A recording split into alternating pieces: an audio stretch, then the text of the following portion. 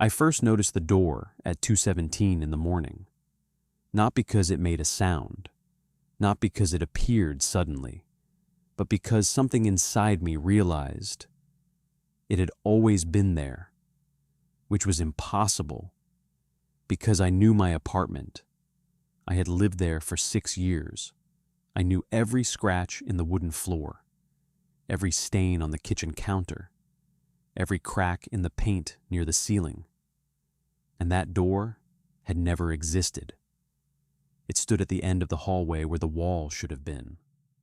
Old, narrow, wooden, the handle slightly rusted, the paint peeling in thin strips that curled away from the surface like dead skin.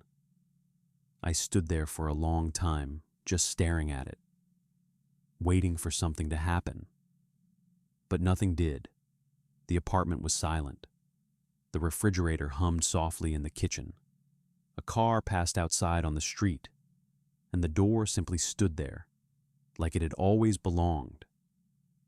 I remember thinking something strange in that moment. Not, how did that get there, but something much worse, something that made my stomach tighten. The thought was simple. What if it hadn't appeared? What if I had simply never noticed it before? I didn't open it that night. People like to imagine they would. They like to think curiosity always wins.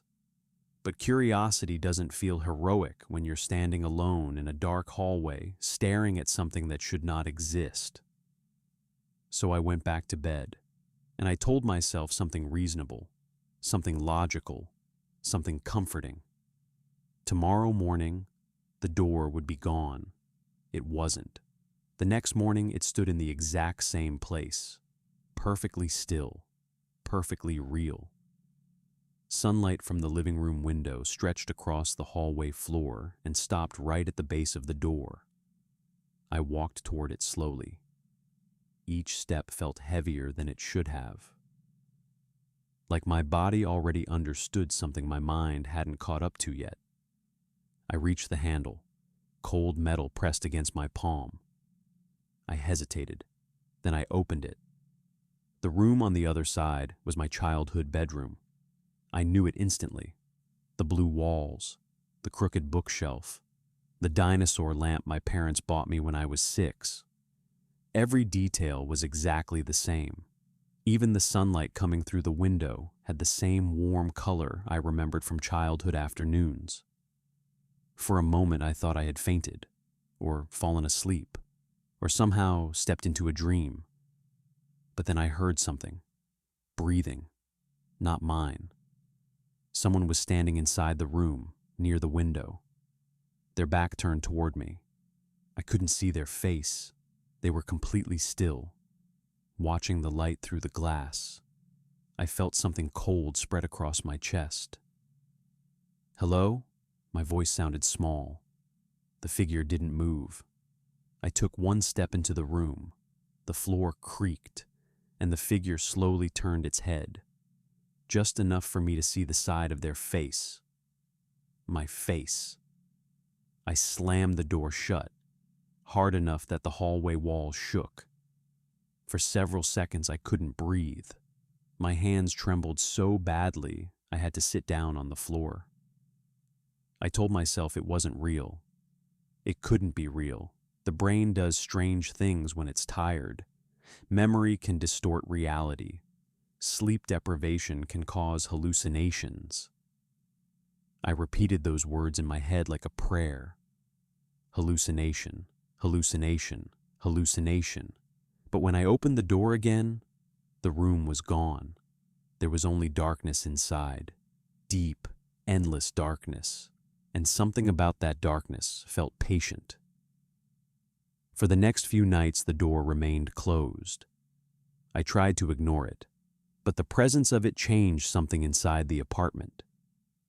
You don't realize how much a space affects you until something inside that space becomes wrong. The hallway felt longer, the air felt heavier, and every time I passed the door, I had the strange feeling that someone was standing on the other side, listening, waiting. On the fourth night, I opened it again. This time, it wasn't my bedroom. It was my old school hallway. Lockers lined both walls. The fluorescent lights buzzed softly above. I could hear distant voices echoing through the corridor, students talking, laughing. But something was wrong, because every locker door was open and every locker was empty, except one, at the very end of the hallway. Inside that locker, someone stood, perfectly still, watching me. I began opening the door every night, not because I wanted to, because something inside me needed to understand it. Every night it showed me a different room. The hospital room where my father died, the kitchen from the house I grew up in, the empty apartment where my first relationship ended, moments I had buried, moments I had avoided thinking about for years. And in every room, someone stood, watching, silent, always me. The worst room appeared 3 weeks later. I opened the door, expecting another memory.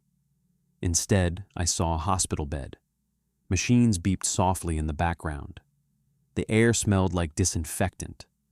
And lying in the bed was me, my skin pale, my chest rising slowly beneath a thin blanket. A monitor beside the bed blinked quietly, and standing near the wall, watching the bed, was another version of me. Older, tired, still, waiting. That was the moment something inside my mind shifted, because I realized something terrifying. The door wasn't showing me memories. It was showing me rooms of my life, moments that had already happened, and one moment that hadn't. Yet, the door appeared one final time. That night, the room behind it was dark, not a memory, not a place I recognized, just darkness. In the center of that darkness, someone stood. I already knew who it was. He looked like me, but older, his eyes calm, almost peaceful. For the first time since the door appeared, he spoke. "You're almost here."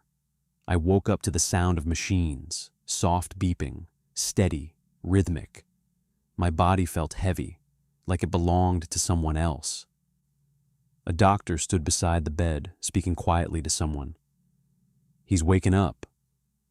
And suddenly the truth arrived. The door, the rooms, the memories, the figure watching. My mind had been walking through my life, room by room, moment by moment, preparing me for the last room, the one I hadn't entered yet. The doctor leaned closer. "You were in a car accident." His voice was gentle. "You've been unconscious for 3 weeks." And as I lay there, listening to the machines breathe for me, I realized something that made my chest tighten. The door had disappeared, because there was only one room left now, the one I was already in, and somewhere, in a hallway that no longer existed, another version of me was still standing quietly beside a door, waiting. For the next time it opened,